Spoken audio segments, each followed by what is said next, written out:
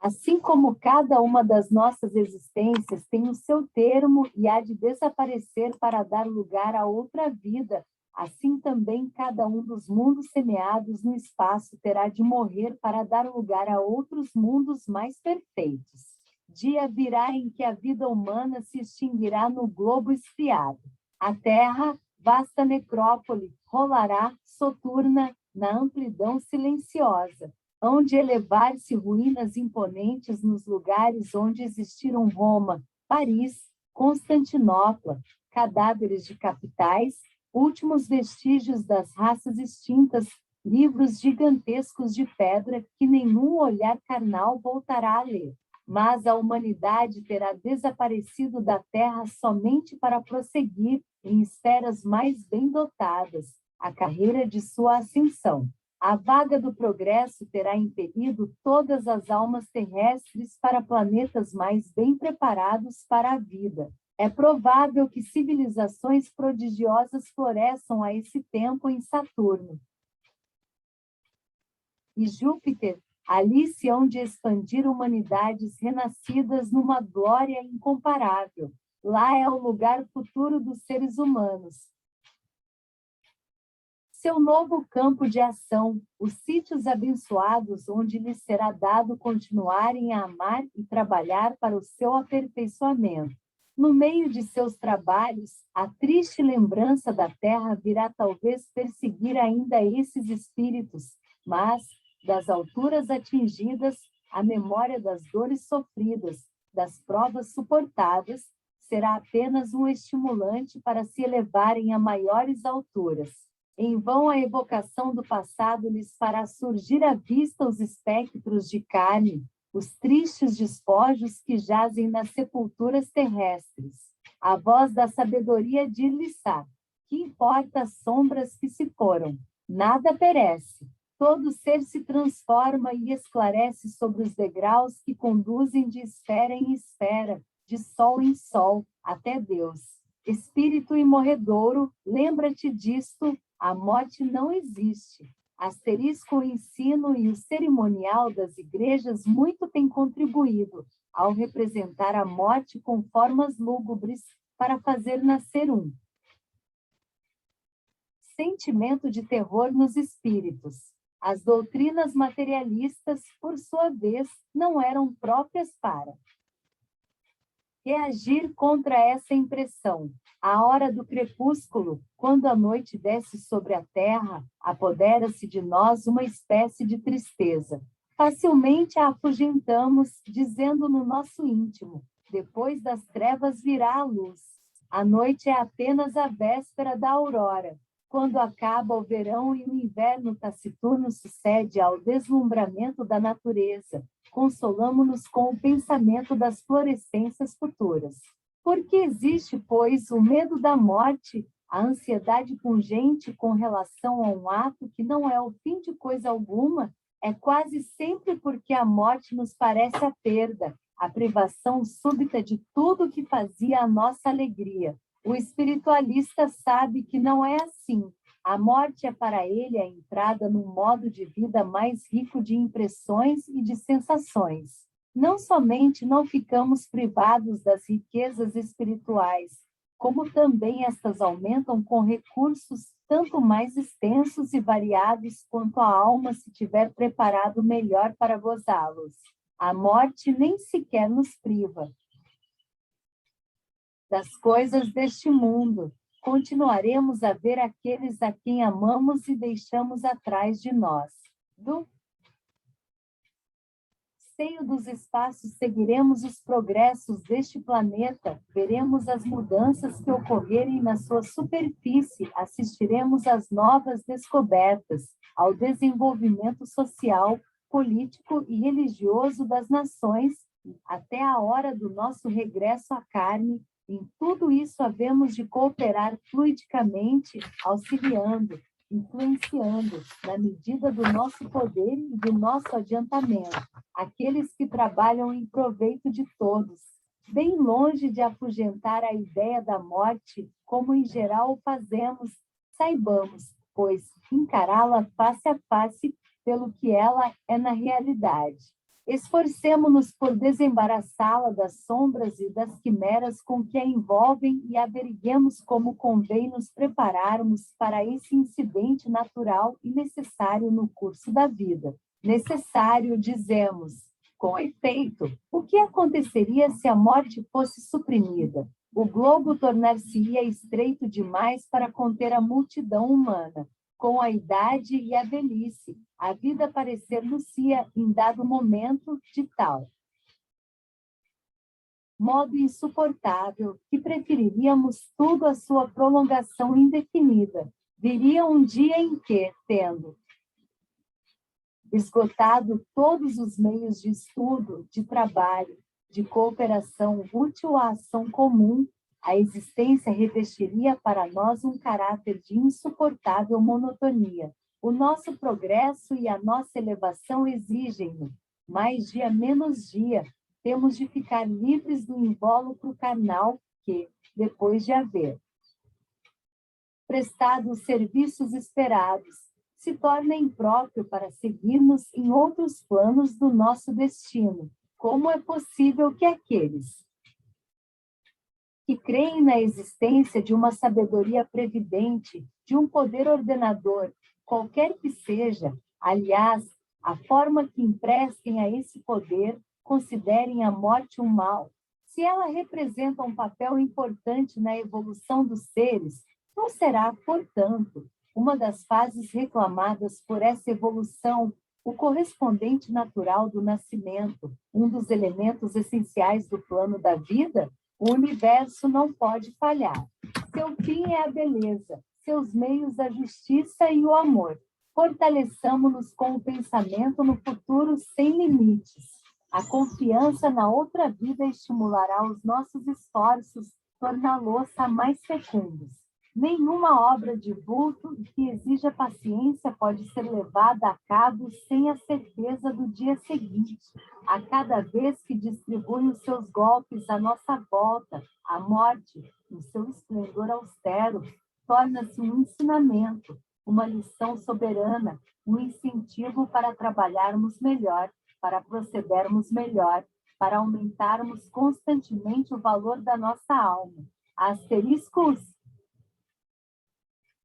Sepultamentos são feitos com um aparato que deixa outra impressão não menos penosa na memória dos assistentes. O pensamento de que o nosso invólucro será também, por sua vez, depositado na terra, provoca uma sensação de angústia e asfixia. No entanto, todos os corpos que por nós foram animados no passado, jazem igualmente no solo ou vão sendo paulatinamente transformados em plantas e flores. Esses corpos eram simples vestuários usados. A nossa personalidade não foi enterrada com eles. Pouco nos importa hoje o que deles foi feito. Por que havemos, então, de nos preocupar mais com a sorte do último do que com a dos outros? Sócrates respondia com justeza aos seus amigos que lhe perguntavam como queria ser enterrado. Enterrai-me como quiserdes, se puderdes apoderar-vos de mim. 113 inúmeras vezes a imaginação do homem povoa as regiões do além de criações assustadoras, que se tornam horripilantes para ele. Certas igrejas ensinam ainda que as condições boas ou más da vida futura são definitivas, irrevogavelmente determinadas por ocasião da morte, e essa afirmação perturba a existência de muitos crentes. Outros temem o isolamento, o abandono no seio dos espaços. A revelação dos Espíritos vem pôr termo a todas essas apreensões, traz-nos sobre a vida de além-túmulo indicações exatas. 4, muitas pessoas temem a morte por causa dos sofrimentos físicos que a acompanham. Sofremos, é verdade, na doença que acaba pela morte, mas sofremos também nas doenças de que nos curamos. No instante da morte, dizem-nos os espíritos, quase nunca a dor imorre dissipa a incerteza cruel e o temor do desconhecido que nos atribulam. A morte, diz-nos ela, em nada muda a nossa natureza espiritual, os nossos caracteres, o que constitui o nosso verdadeiro eu apenas nos torna mais livres, dota-nos de uma liberdade cuja extensão se mede pelo nosso grau de adiantamento. Tanto de um lado quanto de outro, temos a possibilidade de fazer o bem ou o mal, a facilidade de adiantar-nos, de progredir, de reformar-nos. Por toda a parte reinam as mesmas leis, as mesmas harmonias, as mesmas potências divinas. Nada é irrevogável. O amor que nos chama a este mundo atrai-nos mais tarde para o outro, mas em todos os lugares amigos protetores, arrimos e esperam-nos. Ao passo que neste mundo choramos a partida de um dos nossos, como se ele fosse perder-se no nada, acima de nós seres etéreos glorificam a sua chegada à luz, da mesma forma que nós nos regozijamos com a chegada de uma criancinha cuja alma vem de novo desabrochar para a vida terrestre. Os mortos são os vivos do céu. Asterisco. Muitas pessoas temem a morte por causa dos sofrimentos físicos que a acompanham. Sofremos, é verdade, na doença que acaba pela morte, mas sofremos também nas doenças de que nos curamos. No instante da morte, dizem-nos os espíritos, quase nunca a dor morre-se como se adormece. Essa opinião é confirmada por todos aqueles a quem a profissão e o dever chamam frequentes vezes para a cabeceira dos moribundos. No entanto, se considerarmos o sossego, a serenidade de certos, doentes nas horas derradeiras e a agitação convulsiva, a agonia de outros, devemos reconhecer que as sensações que precedem a morte são muito diversas em relação aos indivíduos. Os sofrimentos são tanto mais vivos quanto mais numerosos e fortes são os laços que unem a alma ao corpo. Tudo que os pode diminuir e enfraquecer tornará a separação mais rápida, a transição menos dolorosa. Se a morte é quase sempre isenta de sofrimento para aquele cuja vida foi nobre e bela, não sucede o mesmo com os sensuais, os violentos, os criminosos, os suicidas. Uma vez transposta a passagem, uma espécie de perturbação, de entorpecimento, invade a maior parte das almas que não souberam preparar-se para a partida. Nesse estado, as suas faculdades ficam veladas, as suas percepções mal se exercem através de um nevoeiro mais ou menos denso. A duração da perturbação varia segundo a natureza e o valor moral delas. Pode ser muito prolongada para as mais atrasadas e chegar a anos. Até depois, pouco a pouco, vai-se dissipando o nevoeiro, as percepções ganham maior nitidez. Espírito readquire a lucidez, desperta para a nova vida, a vida do espaço.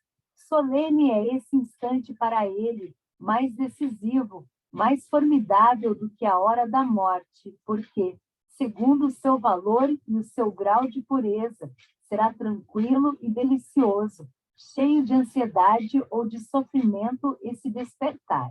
No estado de perturbação, a alma tem consciência dos pensamentos que se lhe dirigem. Os pensamentos de amor e caridade, as vibrações dos corações afetuosos brilham para ela como raios na névoa que a envolve, ajudam-na a soltar-se dos últimos laços que a acorrentam à terra, a sair da sombra em que está imersa. É por isso que as preces inspiradas pelo coração, pronunciadas com calor e convicção, principalmente as preces improvisadas, são salutares, benfazejas para o espírito que deixou a vida corporal. Pelo contrário, as orações vagas, pueris das igrejas são muitas vezes ineficazes. Pronunciadas maquinalmente, não adquirem o poder vibratório que faz do pensamento. uma força penetrante e, ao mesmo tempo, uma luz. O cerimonial religioso em uso oferece, em geral, pouco auxílio e conforto aos defuntos. Os assistentes dessas manifestações, na ignorância das condições da sobrevivência, ficam indiferentes e distraídos. É quase um escândalo ver a desatenção com que se assiste, em nossa época, a uma cerimônia fúnebre. A atitude dos assistentes, a falta de recolhimento, as conversas banais trocadas durante o funeral, tudo causa penosa impressão. Bem poucos dos que formam o acompanhamento pensam no defunto e consideram como dever projetar para ele um pensamento afetuoso. As preces fervorosas dos amigos, dos parentes, são muito mais eficazes para o espírito do morto do que as manifestações do culto mais pomposo, não é? Contudo, conveniente nos entregarmos desmedidamente à dor da separação. As saudades da partida são, de certo, legítimas e as lágrimas sinceras são sagradas, mas, quando demasiado violentas, essas manifestações de pesar entristecem e desanimam aquele a quem se dirigem e, muitas vezes,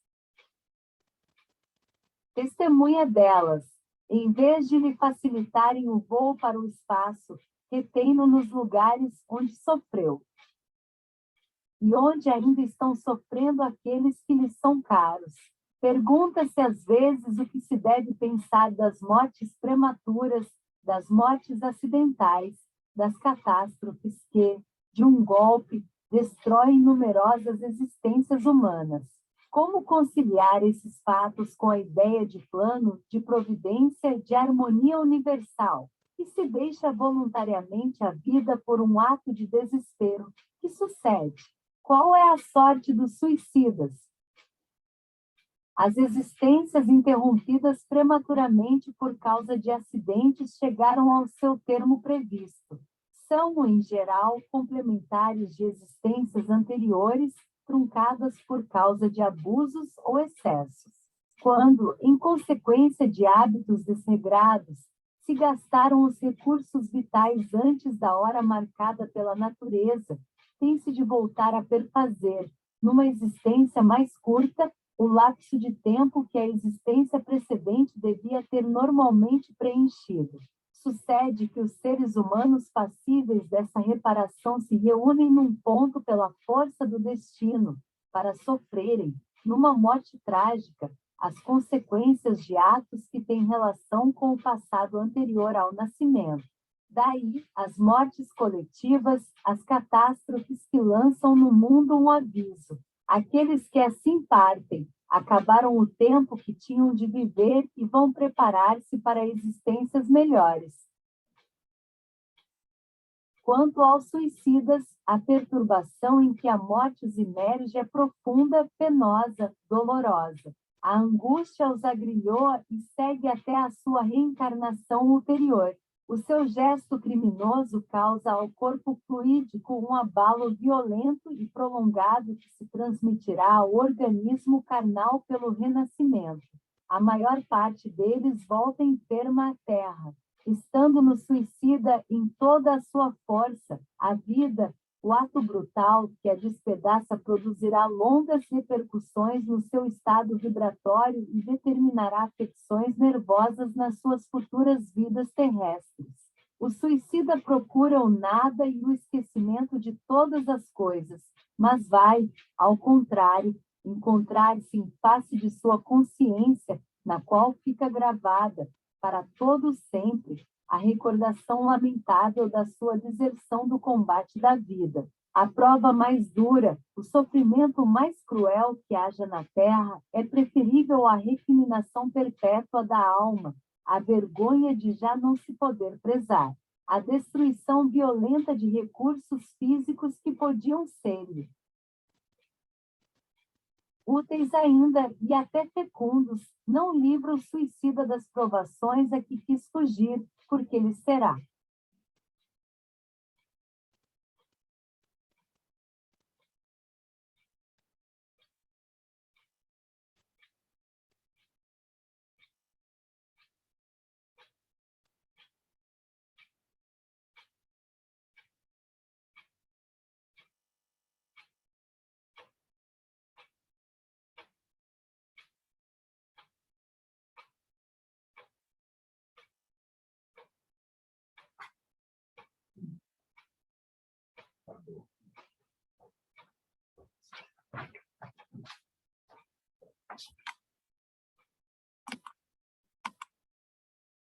Será necessário reatar a cadeia quebrada das suas existências e com ela tornar a achar a série inevitável das provas, agravadas por atos e consequências que ele mesmo causou. Os motivos de suicídio são de ordem passageira e humana, as razões de viver são de ordem eterna e sobre-humana. A vida, resultado de um passado completo, instrumento de futuro, é, para cada um de nós, o que deve ser na balança infalível do destino. Aceitemos com coragem suas vicissitudes, que são outros tantos remédios para as nossas imperfeições, e saibamos esperar com paciência a hora fixada pela lei equitativa para termo da nossa permanência na Terra.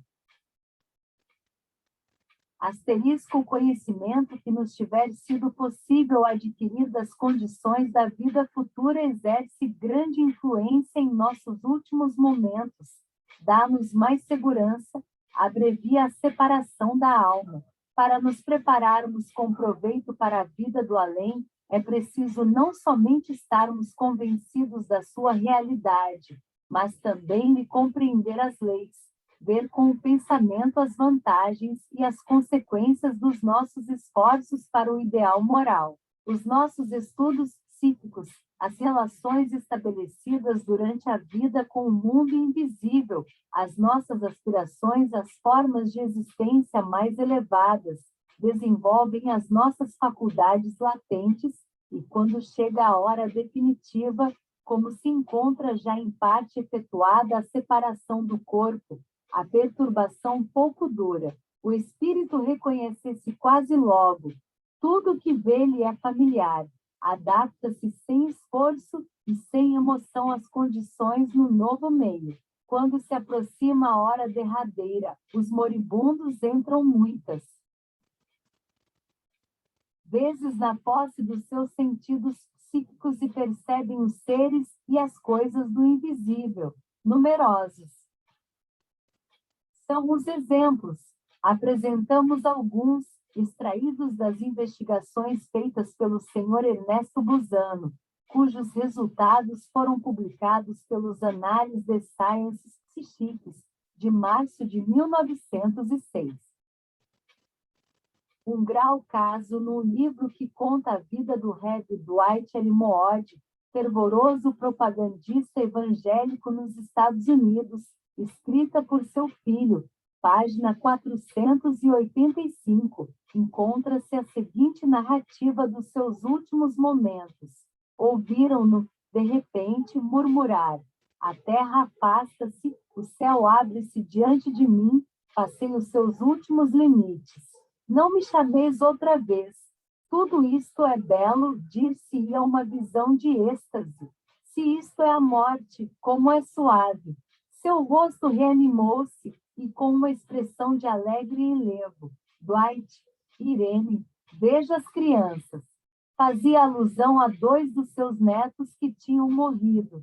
Depois, voltando-se para sua mulher, disse-lhe: tu foste sempre uma boa companheira para mim. Depois dessas palavras, perdeu os sentidos. Segundo caso, o Sr. Alfred Smedley, a página 50 e 51 da sua obra Some Reminiscences, conta do seguinte modo os últimos momentos de sua mulher. Alguns momentos antes da sua morte, os olhos se lhe fixaram em alguma coisa que pareceu encher. Luz de viva e agradável surpresa. Então disse, como? Estão aqui minha irmã Carlota, minha mãe. Meu pai, meu irmão João, minha irmã Maria. Agora, trazem-me também Bessie. Estão todos aqui. Ó, como isto é belo, como isto é belo. Não os estás vendo? Não, minha querida, respondi, e muito simples. Então, não os podes ver, repetiu a doente com surpresa. Não obstante, todos estão aqui, vieram para me levar com eles. Uma parte da nossa família já atravessou o grande mar e não tardaremos a achar-nos todos reunidos na nova mansão celeste. Acrescentarei aqui que Bessie tinha sido uma criada muito fiel muito afeiçoada à nossa família, e que sempre tivera por minha mulher particular estima. Depois dessa visão estática, a doente ficou algum tempo como exausta. Finalmente, voltando fixamente a vista para o céu e erguendo os braços, expirou. Terceiro caso, o Dr. Paul Edwards escrevia em abril de 1903 ao diretor de Light, de Londres, aí por volta do ano de 1887, quando eu habitava uma cidade da Califórnia, fui chamado para junto da cabeceira de uma amiga a quem dedicava grande estima e que se achava na hora extrema, em consequência de uma doença do peito.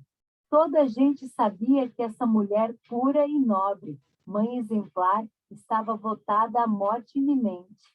Ela acabou também por assim o compreender e quis então preparar-se para o grande momento. Tendo mandado vir os filhos para junto do leito, beijava ora um, ora outro, mandando-os depois retirar.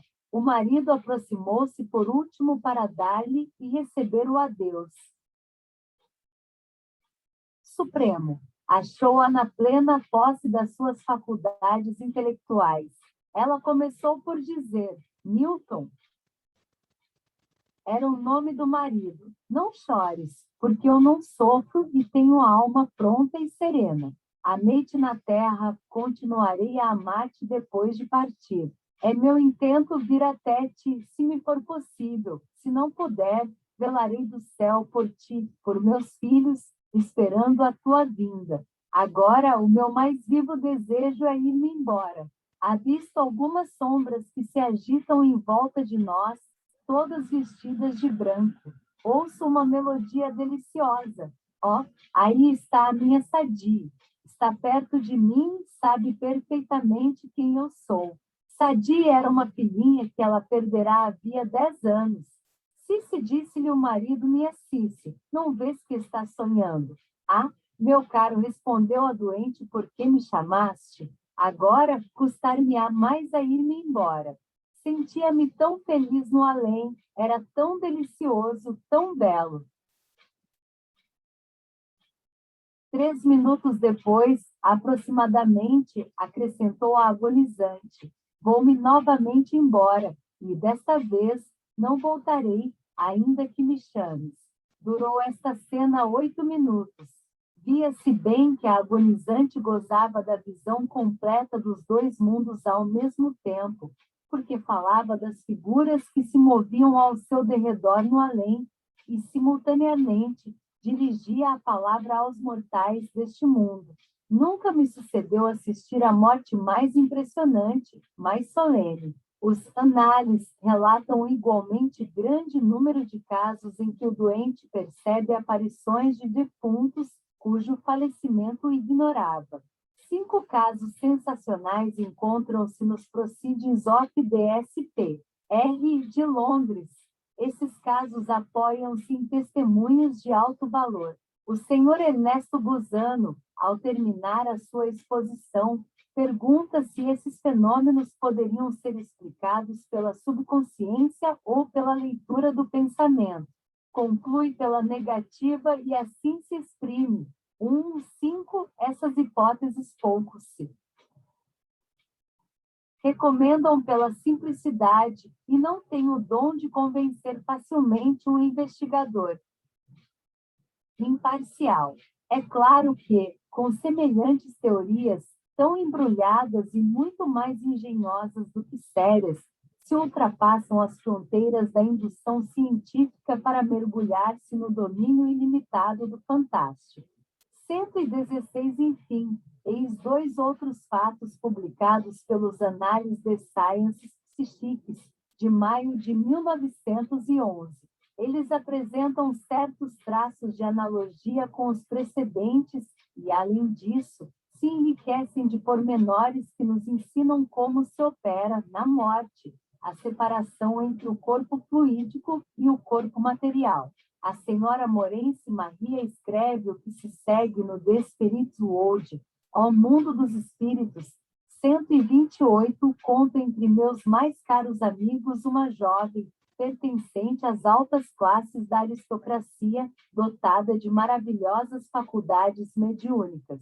Teve ela, há alguns anos, a infelicidade de perder sua irmã mais velha, então com 20 anos, em consequência de uma forte pleuresia. Edith, designarei por esse nome a jovem médium, não quis afastar-se um só instante da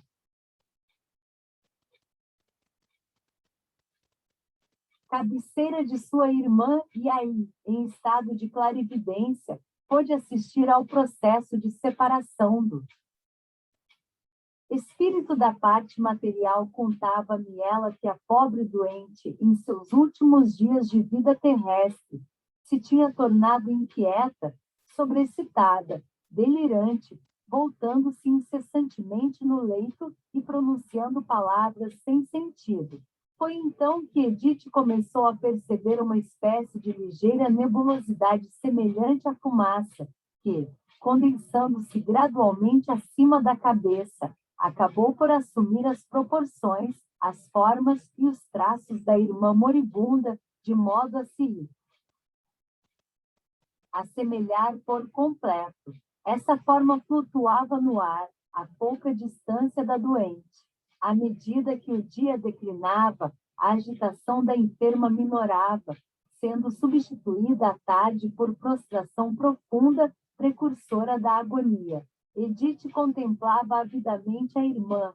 O rosto tornara-se lívido, o olhar obscurecia-se, mas, ao alto, a forma fluídica purpureava-se e parecia animar-se gradualmente com a vida que abandonava o corpo.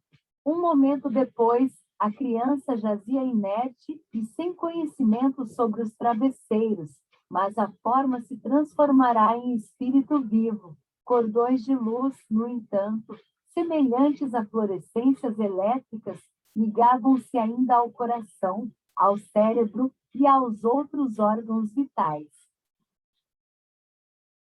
Chegando o momento supremo, o espírito oscilou algum tempo de um lado a outro, para vir em seguida colocar-se ao lado do corpo inanimado.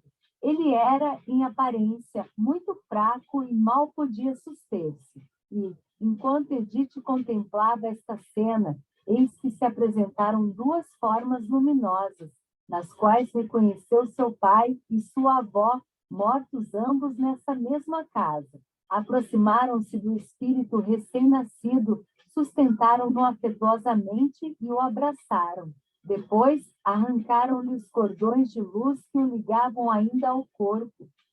Apertando sempre nos braços, dirigiram-se à janela e desapareceram. W. Sainton Moses, pastor da igreja anglicana e um dos mais célebres médiuns de nossa época, publicou em Light: tive recentemente e pela primeira vez na vida a ocasião de estudar os processos de transição do espírito.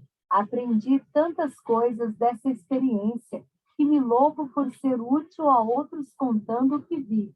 Tratava-se de um próximo parente meu, de quase 80 anos. Eu tinha percebido, por certos sintomas, que seu fim estava próximo e corria a preencher meu triste e último dever. Graças a meus sentidos espirituais, podia verificar que em torno e acima de seu corpo se formava a aura nebulosa com a qual o espírito devia preparar seu corpo espiritual, e percebia que ela ia aumentando de volume e densidade, posto que submetida a maiores ou menores variações segundo as oscilações experimentadas na vitalidade do moribundo. Pude assim notar que, por vezes, um alimento leve tomado pelo doente ou uma influência magnética desprendida por pessoa que dele se aproximasse tinha como resultado avivar momentaneamente o corpo. A aura parecia, pois, continuamente em fluxo e refluxo. Assisti a esse espetáculo durante 12 dias e 12 noites, e embora ao 7º dia já o corpo tivesse dado sinais de sua iminente dissolução, a flutuação da vitalidade espiritual em via de exteriorização persistia. Pelo contrário, a cor da aura tinha mudado. esta última tomava, além disso, formas cada vez mais definidas à medida que a hora da libertação se aproximava para o espírito. 24 horas somente antes da morte, quando o corpo jazia inerte, foi que o processo de libertação progrediu. No momento supremo, vi aparecer formas de espíritos guardiães que se chegaram ao moribundo e, sem nenhum esforço, separaram o espírito do corpo consumido. Quando, enfim, se quebraram os cordões magnéticos, os traços do defunto, nos quais se liam os sofrimentos experimentados, serenaram completamente e se impregnaram de inefável expressão de paz e de repouso. Em resumo, o melhor meio de conseguirmos uma morte suave e tranquila é viver dignamente, com simplicidade e sobriedade, é viver uma vida sem vícios nem fraquezas, desapegando-nos antecipadamente de tudo que nos liga à matéria, idealizando a nossa existência, povoando-a de pensamentos elevados e ações nobres. Sucede o mesmo com as condições boas ou ruins da vida de além-túmulo. Dependem também unicamente da maneira pela qual desenvolvemos as nossas tendências, os nossos apetites, os nossos desejos.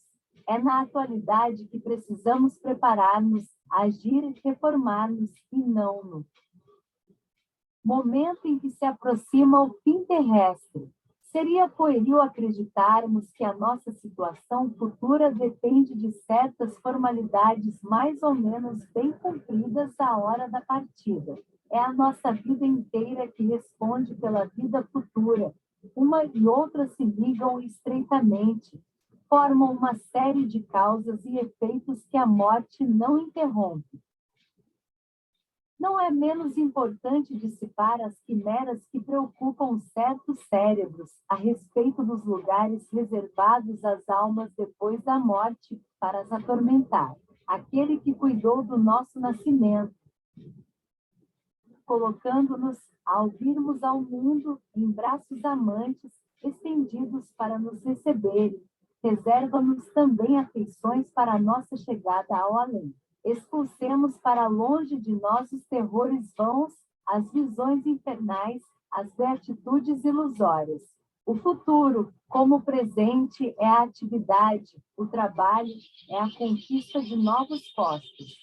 Tenhamos confiança na bondade de Deus, no amor que Ele tem às suas criaturas, e avancemos com firmeza no coração para o alvo que a todos Ele marcou. Além da campa, o único juiz, o único algoz que temos é a nossa própria consciência. Livre dos estorvos terrestres, adquire ela um grau de acuidade para nós difícil de compreender. Adormecida muitas vezes durante a vida, acorda com a morte e a sua voz se eleva, evoca as recordações do passado, as quais, despidas inteiramente de ilusões, lhe aparecem sob a sua verdadeira luz, e as nossas menores faltas se tornam causa de incessantes pesares. Não há, como disse Myers, necessidade de purificação pelo fogo. O conhecimento de si mesmo é o único castigo e a única recompensa do homem. 117 Xia. Vida no além asterisco existe em toda a parte a harmonia, tanto na marcha solene dos mundos, como na dos destinos. Cada um é classificado segundo as suas aptidões na ordem universal. Aos grandes espíritos incumbem as altas tarefas, as criações do gênio, as almas fracas, as obras medíocres, as missões inferiores.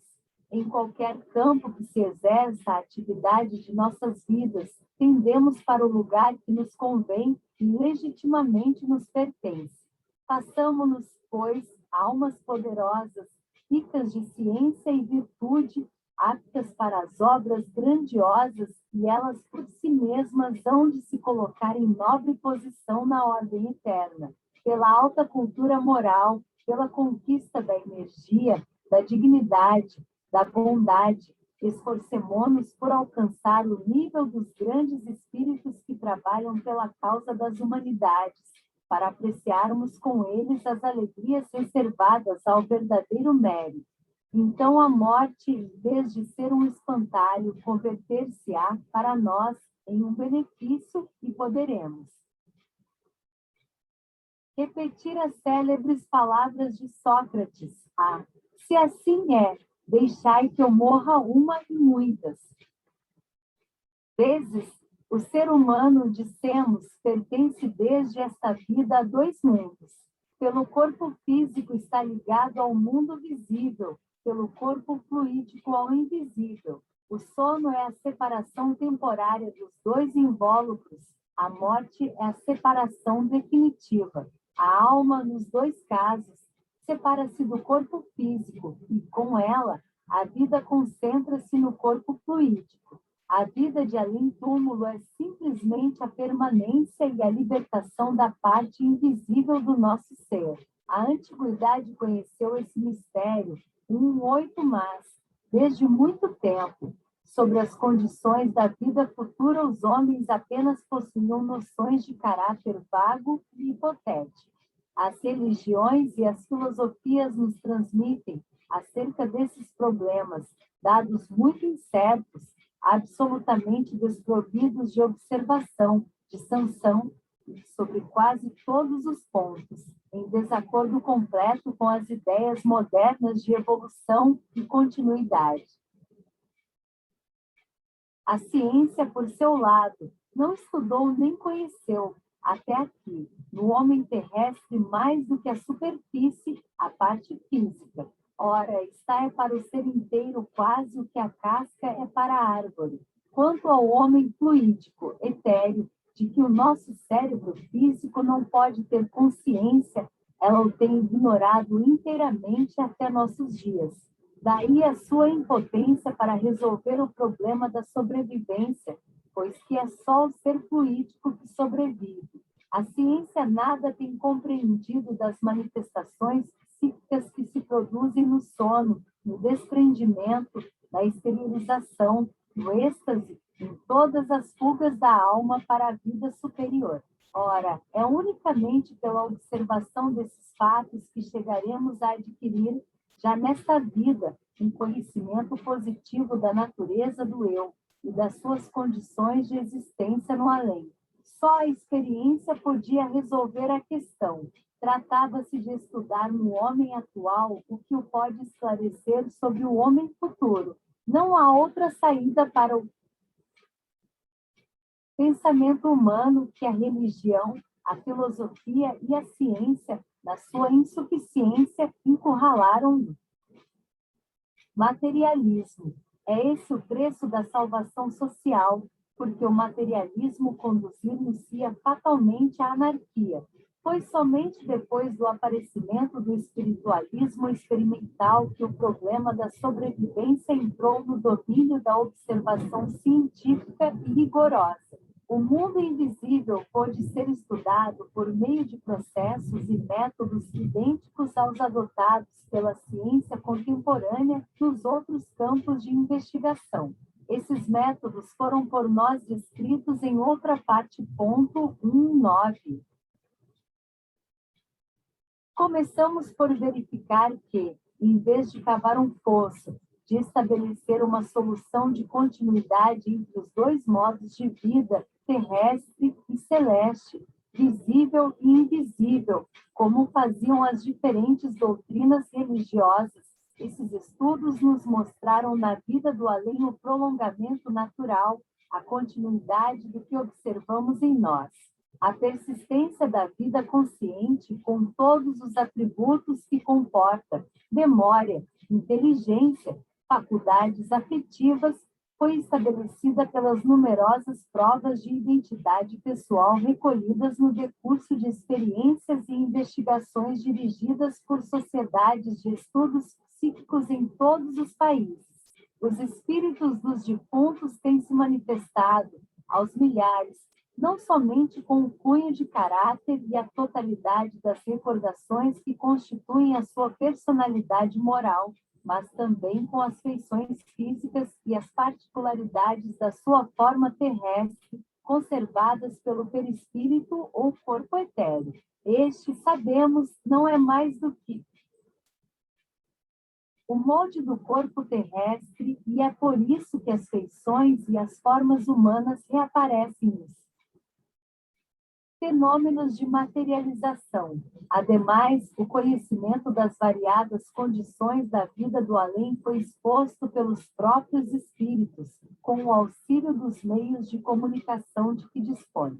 Suas indicações, recolhidas e consignadas em volumes inteiros de autos, servem de base precisa à concepção que atualmente podemos fazer das leis da vida futura. Na falta das manifestações dos defuntos, entretanto, as experiências sobre o desdobramento dos vivos fornecer-nos-iam já preciosos indícios sobre o modo de existência da alma no domínio do invisível, na anestesia e no sonambulismo, como experimentalmente o demonstrou o coronel de Rochas. A sensibilidade e as percepções não são suprimidas, mas simplesmente exteriorizadas, transportadas para fora, ponto 120 daqui. Já podemos deduzir logicamente que a morte é o estado de exteriorização total e de libertação do eu sensível e consciente. O nascimento é como que uma morte para a alma que for. Ela é encerrada com o seu corpo etéreo no túmulo da carne. O que chamamos morte é simplesmente o retorno da alma à liberdade, enriquecida com as aquisições que pôde fazer durante a vida terrestre. E vimos que os diferentes estados do sono são outros tantos regressos momentâneos à vida do espaço. Quanto mais profunda for a hipnose, tanto mais a alma se emancipa e afasta. O sono mais intenso confina com a primeira fase da vida invisível. Na realidade, as palavras sono e morte são impróprias. Quando adormecemos para a vida terrestre, acordamos para a vida do espírito. Produz-se o mesmo fenômeno na morte. A diferença está só na duração. Calduprel cita 2 exemplos significativos. Uma sonâmbula fez um dia a descrição do seu estado e sentia pesar por não poder lembrar-se dele depois de acordada, mas, acrescentava, tornarei a ver isso tudo depois da morte. Considerava, pois, o seu estado de sonambulismo como idêntico ao estado depois da morte. Termer Mágico 41. 2 espíritos visitam um dia a vidente de Prévoros, que não tinha em grande apreço essas visitas. Por que vindes à minha casa? Perguntou ela. E responderam com muito acerto os espíritos, tu é que estás em nossa casa. Pete 280. O nosso mundo e o além não estão separados um do outro. Provam esses fatos aos quais se podiam juntar muitos outros da mesma ordem. Estão um no outro de alguma sorte, se enlaçam e estreitamente se confundem. Os homens e os espíritos misturam-se. Testemunhas invisíveis associam-se à nossa vida, compartilhando de nossas alegrias e provações. Asterisco, a situação do espírito depois da morte é a consequência direta das suas inclinações, seja para a matéria, seja para os bens da inteligência e do sentimento. Se as propensões sensuais dominam, o ser forçosamente se imobiliza nos planos inferiores, que são os mais densos, os mais grosseiros. Se alimenta pensamentos belos e puros, eleva-se a esferas em relação com a própria natureza dos seus pensamentos. Swedenborg disse com razão, o céu está onde o homem pôs o seu coração. Todavia, não é imediata a classificação, nem súbita a transição. Se o olhar humano não pode passar bruscamente da escuridão à luz viva, sucede o mesmo com a alma. A morte faz-nos entrar num estado transitório, espécie de prolongamento da vida física e prelúdio da vida espiritual. É o estado de perturbação de que falamos, estado mais ou menos prolongado segundo a natureza espessa ou etérea do perispírito do defunto. Livre do fardo material que a oprimia, a alma acha-se ainda envolvida na rede dos pensamentos e das imagens, sensações, paixões, emoções por ela geradas no decurso das suas vidas terrestres. Terá de familiarizar-se com a sua nova situação, entrar no conhecimento do seu estado, antes de ser levada para o meio cósmico adequado ao seu grau de luz e densidade. A princípio, para o maior número, tudo é motivo de admiração nesse outro mundo onde as coisas diferem essencialmente do meio terrestre. As leis da gravidade são mais brandas, as paredes não são obstáculos, a alma pode atravessá-las e elevar-se aos ares. Não obstante, continua retida por certos estorvos que não pode definir. Tudo a intimida e enche de hesitação, mas os seus amigos de lá vigiam-na e guiam-lhe os primeiros voos. Os espíritos adiantados depressa se libertam de todas as influências terrestres e recuperam a consciência de si mesmos. O véu material rasga-se ao impulso dos seus pensamentos e abrem-se perspectivas imensas. Compreendem quase logo sua situação e com facilidade a ela se adaptam. Seu corpo espiritual, instrumento volitivo, organismo da alma do qual ela nunca se separa, que é a obra de todo o seu passado, porque pessoalmente o construiu e teceu com a sua atividade, flutua algum tempo na atmosfera, depois, segundo o seu estado de sutileza, de poder, corresponde às atrações longínquas, sente-se naturalmente elevado para associações similares, para agrupamentos de espíritos da mesma ordem, espíritos luminosos ou velados, que rodeiam o recém-chegado com solicitude para o iniciarem nas condições do seu novo modo de existência. Os espíritos inferiores conservam por muito tempo as impressões da vida material, julgam que ainda vivem fisicamente e continuam, às vezes durante anos, o simulacro das suas ocupações habituais. Para os materialistas, o fenômeno da morte continua a ser incompreensível. Por falta de conhecimentos prévios, confundem o corpo fluídico com o corpo físico e conservam as ilusões da vida terrestre, os seus gostos e até as suas necessidades imaginárias. Como que os amarram à terra e depois, devagar, com o auxílio de espíritos benfazejos, sua consciência desperta, sua inteligência abre-se à compreensão do seu novo estado, mas, assim que procuram elevar-se, sua densidade os faz recair imediatamente na Terra.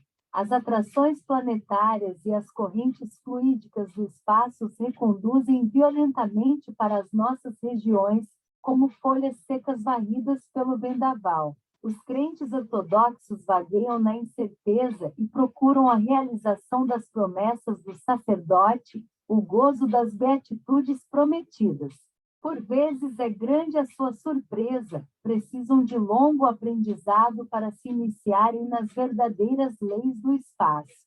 Em vez de anjos ou demônios, encontram os espíritos dos homens que, como eles, viveram na terra e os precederam.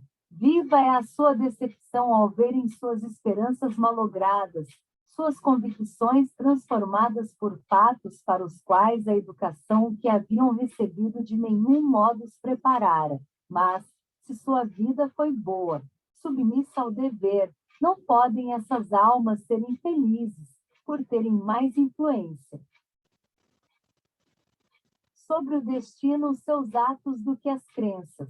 Os espíritos céticos e, com eles, todos aqueles que se recusaram a crer na possibilidade de uma vida independente do corpo, julgam-se mergulhados em um sonho que só se dissipa quando acaba o erro em que esses espíritos laboram. As impressões variam infinitamente com o valor das almas. aquelas que, desde a vida terrestre, conheceram a verdade e serviram a sua causa, recolhem, logo que desencarnam, o benefício de suas investigações e trabalhos. A comunicação abaixo transcrita dá, entre muitas outras, testemunho disso. Provém do espírito de um espírita militante, homem de coração e convicção esclarecida, Carlos Frites, fundador do jornal La Vie d'Autre Tombe, em Charleroi. Todos aqueles que conheceram esse homem reto e generoso reconhecê-lo pela linguagem. Descreve ele as impressões que sentiu logo depois de morrer e acrescenta: senti que os laços pouco a pouco se desfaziam e que minha pessoa espiritual, meu eu, se ia soltando. Vi em redor de mim espíritos bons que me estavam esperando e foi com eles que, por fim, me elevei da superfície da terra. Não sofri com essa desencarnação. Os meus primeiros passos foram os da criança que começa a andar, a luz espiritual cheia de força e de vida. Nascia em mim porque a luz não vem dos outros, mas de nós. É um raio que dimana do invólucro fluídico e que nos penetra todo o ser. Quanto mais te verdes trabalhado em favor da verdade, do amor e da caridade, tanto mais intensa se fará a luz, até se tornar deslumbrante para aqueles que vos são inferiores. Pois bem, os meus primeiros passos foram vacilantes.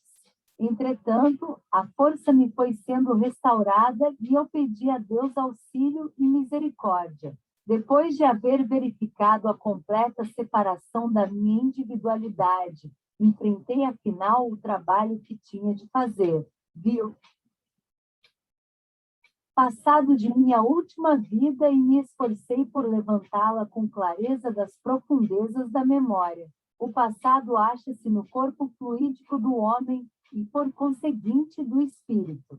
O perispírito é como o espelho de todas as suas ações e sua alma. Se foi uma sua vida, contempla com tristeza suas faltas, escritas, ao que parece, nas dobras do corpo perispiritual. Não tive dificuldade alguma em reconhecer minha vida tal qual ela fora. Verifiquei com evidência que eu não havia sido infalível. Quem pode gabar-se disso na terra? Devo, porém, dizer-vos que, depois de feito o exame, senti grande satisfação e felicidade com o que havia feito na terra. Lutei, trabalhei e sofri pela causa do Espiritismo. A luz que dele dimana ofereci, juntamente com a esperança, a muitos irmãos da terra por meio da palavra, dos meus estudos e obras. Por isso, torno a encontrar essa luz. Sou feliz por ter trabalhado em reerguer a fé, os corações e a coragem. A todos, pois, recomendo a fé inabalável que eu tinha e que se vai aurir no Espiritismo. Tenho de continuar a desenvolver-me para rever o passado das minhas encarnações anteriores. É um estudo, um trabalho completo que tenho de fazer. Vejo bem uma parte desse passado, mas não a posso definir muito bem, conquanto esteja completamente desperto. Dentro de pouco tempo, espero, essas vidas passadas hão de aparecer-me com clareza. Possuo luz bastante para poder caminhar com segurança, vendo o que está na minha frente, o meu futuro, e presto já o meu auxílio a espíritos infelizes. A lei dos agrupamentos no espaço é a das afinidades. A ela estão sujeitos todos os espíritos. A orientação de seus pensamentos leva-os naturalmente para o meio que lhes é próprio, porque o pensamento é a própria essência do mundo espiritual, sendo a forma fluídica apenas o vestuário. Onde quer que seja, reúnem-se os que se amam e compreendem. Herbert Spencer, num momento de intuição, formulou um axioma igualmente aplicável ao mundo visível e ao mundo invisível. A vida, disse ele, é uma simples adaptação às condições exteriores. Se é propenso às coisas da matéria, o espírito fica preso à terra e mistura-se com os homens que têm os mesmos gostos, os mesmos apetites. Quando é levado para o ideal, para os bens superiores, eleva-se sem esforço para o objeto dos seus desejos, une-se às sociedades do espaço, toma parte nos seus trabalhos e goza dos espetáculos, das harmonias do infinito. O pensamento cria, a vontade edifica. A causa de todas as alegrias e de todas as dores está na consciência e na razão. Por isso é que, cedo ou tarde, encontramos no além as criações dos nossos sonhos e a realização das nossas esperanças. Mas o sentimento da tarefa é incompleta, ao mesmo tempo que os afetos e as lembranças trazem novamente a maior parte dos espíritos à Terra.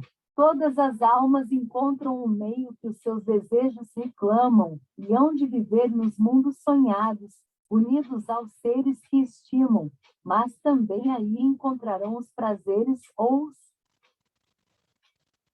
sofrimentos que o seu passado gerou. Nossas concepções e nossos sonhos seguem-nos por toda parte. No surto dos seus pensamentos e no ardor de sua fé, os adeptos de cada religião criam imagens nas quais supõem reconhecer os paraísos imprevistos.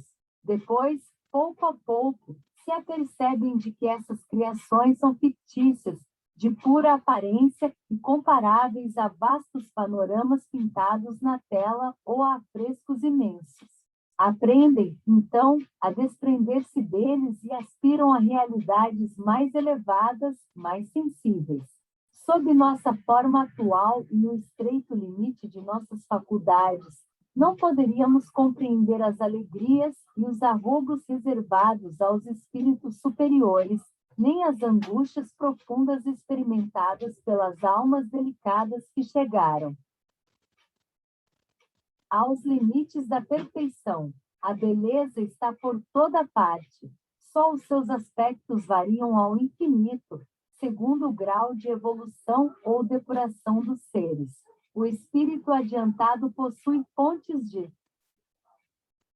sensações e percepções infinitamente mais extensas e mais intensas do que as do homem terrestre. Nele, a clarividência, a clareaudiência, a ação à distância, o conhecimento do passado e do futuro coexistem numa síntese indefinível que constitui, segundo a expressão de F. Myers, o mistério central da vida. Falando das faculdades dos invisíveis de situação média, esse autor assim se exprime: 1, 2, 1, o espírito, sem ser limitado pelo espaço e pelo tempo, tem do espaço e do tempo conhecimento parcial. Pode orientar-se, achar uma pessoa viva e segui-la. É capaz de ver no presente coisas que aparecem para nós como situadas no passado e outras que estão no futuro. O espírito tem conhecimento dos pensamentos e emoções que, da parte dos seus amigos, se referem a ele. Quanto à diferença de acuidade nas impressões, já podemos fazer uma ideia pelos sonhos chamados emotivos. A alma, quando desprendida, embora incompletamente, não só percebe, mas também sente com intensidade muito mais viva que no estado de vigília, cenas, imagens, quadros que, quando estamos acordados, nos impressionam fracamente, tornam-se no sonho causa de grande satisfação ou de vivo sofrimento. Isso nos dá uma ideia do que podem ser a vida dos espíritos e seus modos de sensação, quando, separados do invólucro carnal, a memória e a consciência recuperam a plenitude de suas vibrações. Compreendemos desde logo como pode a reconstituição das recordações do passado converter-se em fonte de tormentos. A alma traz em si mesma o seu próprio juiz, a sanção infalível de suas obras, boas ou más. Tem-se reconhecido isso em acidentes que podiam ter causado a morte. Em certas quedas, Durante a trajetória percorrida pelo corpo humano a partir de um ponto elevado acima do solo, ou então na asfixia por submersão, a consciência superior da vítima passa em revista toda a vida gasta, com uma rapidez espantosa.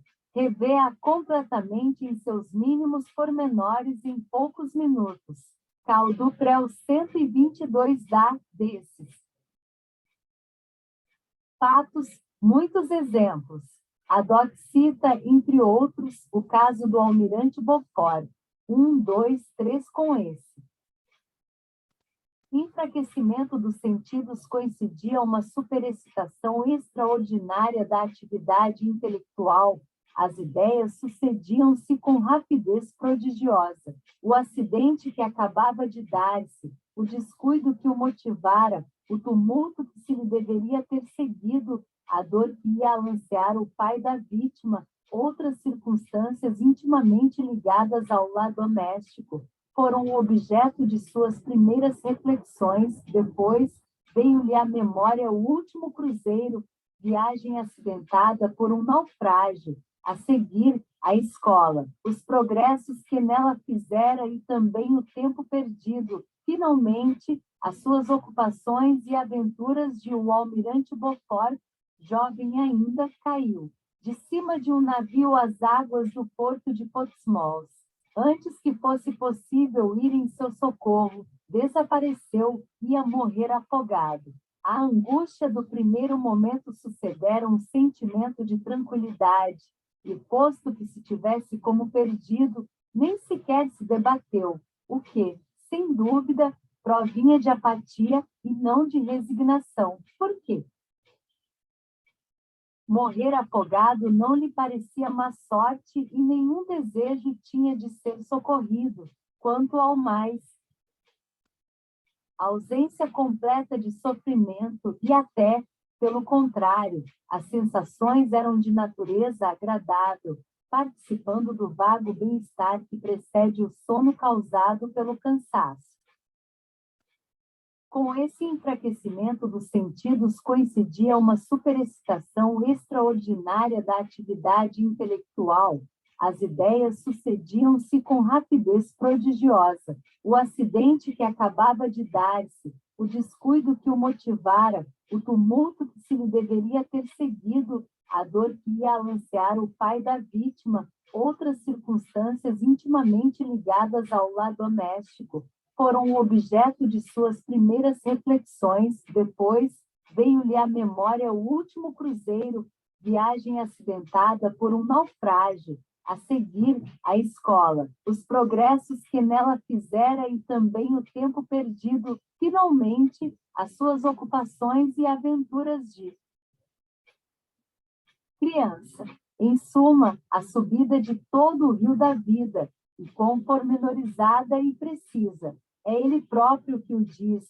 Cada incidente da minha vida atravessava-me sucessivamente a memória, não como simples esboço, mas com as particularidades e acessórios de um quadro completo.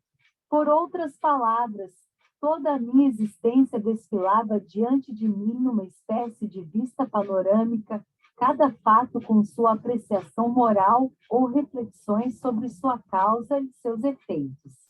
Pequenos acontecimentos sem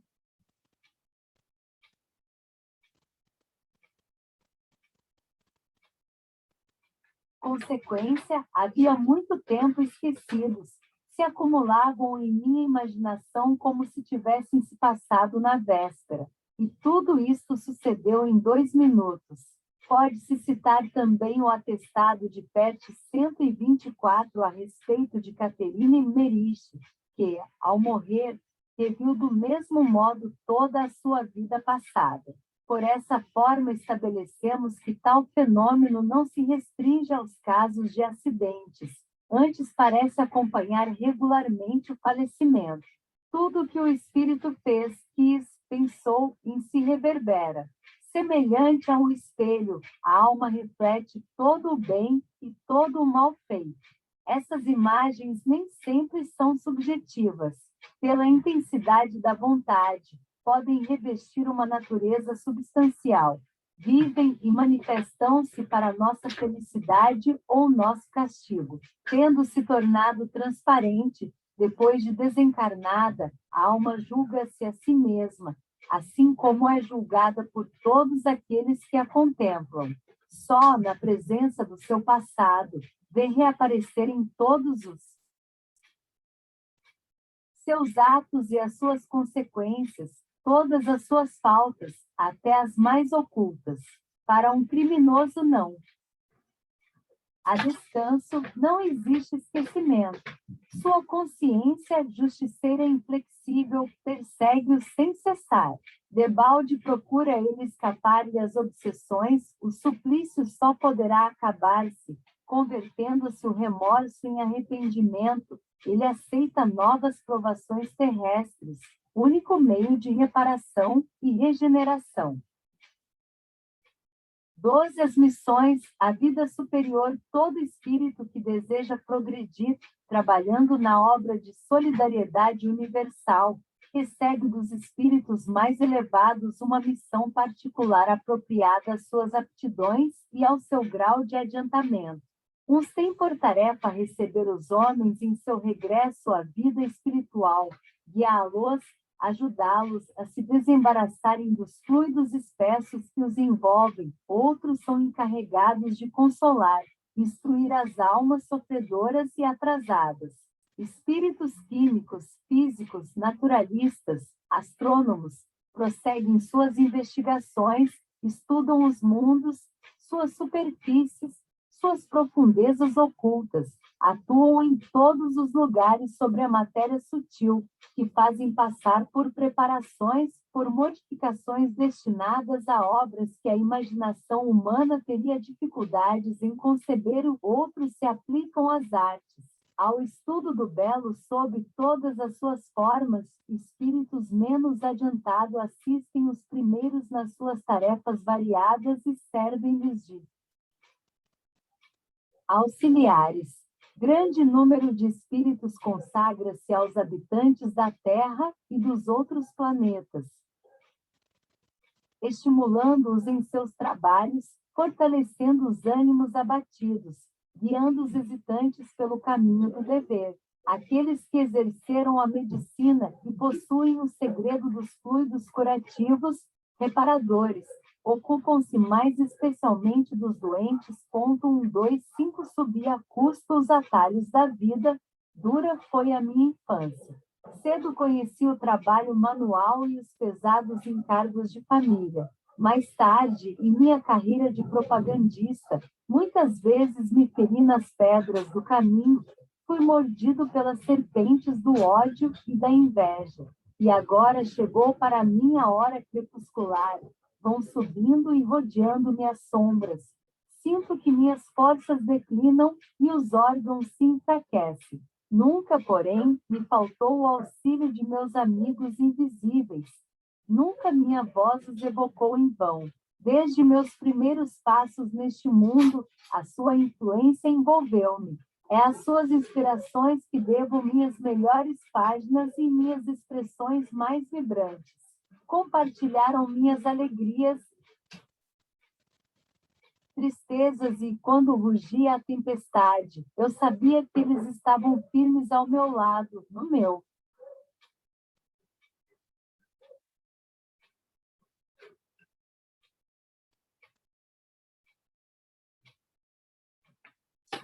Caminho. Sem eles, sem seu socorro, há muito tempo que eu teria sido obrigado a interromper a minha marcha, a suspender o meu labor, mas suas mãos estendidas têm me amparado e dirigido na áspera via. Às vezes, no recolhimento do entardecer ou no silêncio da noite, suas vozes me falam, embalam, confortam, ressoam na minha solidão como vaga melodia. Ou, então, são mais bela dentre todas é a missão dos espíritos de luz. Descem dos espaços celestes para trazer às humanidades os tesouros da sua ciência, da sua sabedoria, do seu amor. A sua tarefa é um sacrifício constante, porque o contato dos mundos materiais é penoso para eles. mas afrontam todos os sofrimentos por dedicação aos seus protegidos, para os assistirem nas suas provações e infiltrarem em seus corações as grandes e generosas intuições. É justo atribuir-lhes os lampejos de inspiração que iluminam o pensamento, as expansões da alma, a força moral que nos sustenta nas dificuldades da vida. Se soubéssemos a quantos constrangimentos se impõem esses nobres espíritos para chegarem até nós, corresponderíamos melhor às suas solicitações, empregaríamos esforços enérgicos para nos desapegarmos de tudo que é vil e impuro, unindo-nos a eles na comunhão divina. Nas horas de atribulações, é para esses espíritos, para meus guias bem-amados que voam meus pensamentos e meus apelos. É deles que sempre me tem vindo o amparo moral e as consolações supremas. Subi a custo os atalhos da vida. Dura foi a minha infância. Cedo conheci o trabalho manual e os pesados encargos de família. Mais tarde, em minha carreira de propagandista, muitas vezes me feri nas pedras do caminho, fui mordido pelas serpentes do ódio e da inveja. E agora chegou para mim a hora crepuscular.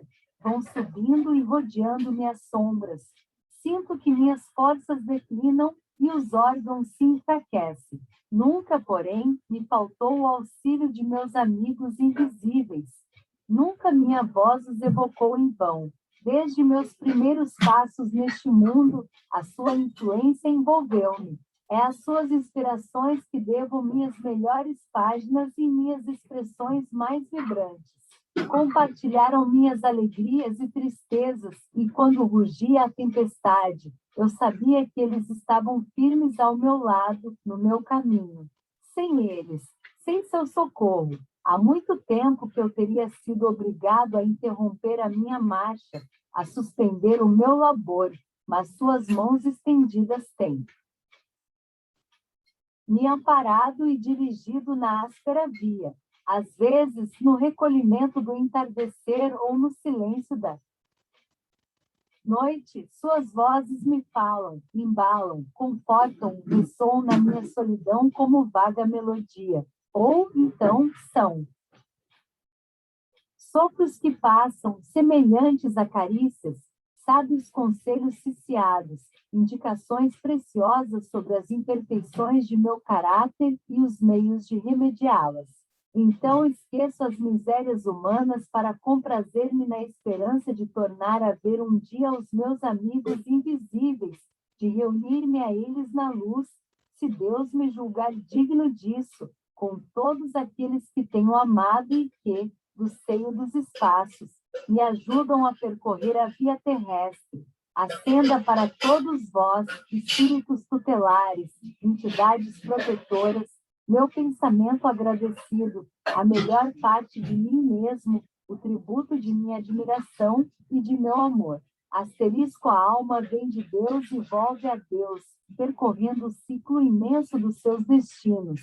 Mas, por mais baixo que tenha descido, cedo ou tarde, pela atração, sobe de novo para o infinito. Que procura ela ali? O conhecimento cada vez mais perfeito do universo, a assimilação cada vez mais completa de seus atributos, beleza, verdade, amor. E, ao mesmo tempo, uma libertação gradual das escravidões da matéria, uma colaboração crescente na obra de Deus. Cada espírito tem no espaço sua vocação e segue-a com facilidades desconhecidas na Terra. Cada um encontra seu lugar nesse soberbo campo de ação, nesse vasto laboratório universal. Por toda parte, tanto na amplidão como nos mundos, objetos de estudo e de trabalho, meios de elevação, de participação na obra eterna, se oferecem à alma laboriosa. Já não é o céu frio e vazio dos materialistas, nem mesmo o céu contemplativo e beato de certos crentes. É um universo vivo, animado, luminoso, cheio de seres inteligentes em via constante de evolução. Quanto mais os seres espirituais se elevam, tanto mais se acentua a sua tarefa, tanto mais aumentam de importância suas missões. Um dia, tomam lugar entre as almas mensageiras que vão levar aos confins do tempo e do espaço as forças e as vontades da alma infinita. Para o espírito íntimo, assim como para o mais eminente, não tem limites o domínio da vida, qualquer que seja a altura a que tenhamos chegado. Há sempre um plano superior a alcançar, uma nova perfeição a realizar. Para toda a alma, mesmo a mais inferior, um futuro grandioso se prepara. Cada pensamento generoso que começa a despontar, cada efusão de amor, cada esforço que tende para uma vida melhor é como a vibração, o pressentimento, o apelo de um mundo mais elevado que a atrai e que, cedo ou tarde, a receberá. Todo ímpeto de entusiasmo, toda palavra de justiça, todo ato de abnegação repercute em progressão crescente na escala dos seus destinos, à medida que ela se vai distanciando das esferas inferiores, onde reinam as influências pesadas, onde se agitam as vidas grosseiras, banais ou culpadas, as existências de lenta e penosa educação, a alma vai percebendo as altas manifestações da inteligência, da justiça, da bondade, e sua vida torna-se cada vez mais bela e divina. Os murmúrios confusos, os rumores discordes dos centros humanos, pouco a pouco vão se enfraquecendo para ela até se extinguirem de todo. Ao mesmo tempo, começa a perceber os ecos harmoniosos das sociedades celestes. É o limiar das regiões felizes, onde reina uma eterna claridade, onde paira uma atmosfera de benevolência, serenidade e paz, onde todas as coisas saem frescas e puras das mãos de Deus. A diferença profunda que existe entre a vida terrestre e a vida do espaço está no sentido de libertação, de alívio, de liberdade absoluta que desfrutam os espíritos bons e purificados. Desde que se rompem os laços materiais, a alma pura desfere o voo para as altas regiões. Lá, vive uma vida livre, pacífica, intensa, ao pé da qual o passado terrestre lhe parece um sonho doloroso. Na efusão das ternuras recíprocas, numa vida livre de males e necessidades físicas, a alma sente multiplicarem-se as suas faculdades, adquirirem uma penetração e uma extensão das quais os fenômenos de êxtase nos fazem entrever os velados esplendores. A linguagem do mundo espiritual é a das imagens e dos símbolos, rápida como o pensamento. É por isso que os nossos guias invisíveis se servem de preferência de representações simbólicas para nos prevenir no sonho de um perigo ou de uma desgraça. O éter, fluido brando e luminoso, toma com extrema facilidade as formas que a vontade lhe imprime. Os espíritos comunicam-se entre si e compreendem-se por processos diante dos quais a arte oratória mais consumada, toda a magia da eloquência humana pareceriam apenas um grosseiro balbuciar. As inteligências elevadas percebem e realizam sem esforço as mais maravilhosas concepções da arte e do gênio, mas essas concepções não podem ser transmitidas integralmente aos homens, mesmo nas manifestações medianímicas mais perfeitas. O espírito superior tem de se submeter às leis físicas do nosso mundo e só vagos reflexos ou ecos enfraquecidos das esferas celestes, algumas notas perdidas da grande sinfonia eterna, é que ele pode fazer chegar até nós. Tudo é graduado na vida espiritual. A cada grau de evolução do ser para a sabedoria, para a luz, para a santidade, corresponde um estado mais perfeito de seus sentidos receptivos, de seus meios de percepção. O corpo fluídico, cada vez mais diáfano, mais transparente, deixa passagem livre às radiações da alma. Daí uma aptidão maior para apreciar, para compreender os esplendores infinitos. Daí uma recordação mais extensa do passado, uma familiarização cada vez maior com os seres e as coisas dos planos superiores, até que a alma, em sua marcha progressiva, tenha atingido as máximas altitudes. Chegado a essas alturas, o espírito tem vencido toda paixão. Toda tendência para o mal tem se libertado para sempre do jugo material e da lei dos renascimentos. É a entrada definitiva nos reinos divinos, donde só voluntariamente descerá ao círculo das gerações para desempenhar missões sublimes. Nessas eminências, a existência é uma festa perene da inteligência e do coração, é a comunhão íntima no amor com todos aqueles que nos foram caros e conosco percorreram o ciclo das transmigrações e das provas. Ajuntai a isso a visão constante da eterna beleza, uma profunda compreensão dos mistérios e das leis do universo, e tereis uma fraca ideia das alegrias reservadas a todos aqueles que, por seus méritos e esforços, alcançaram os céus superiores.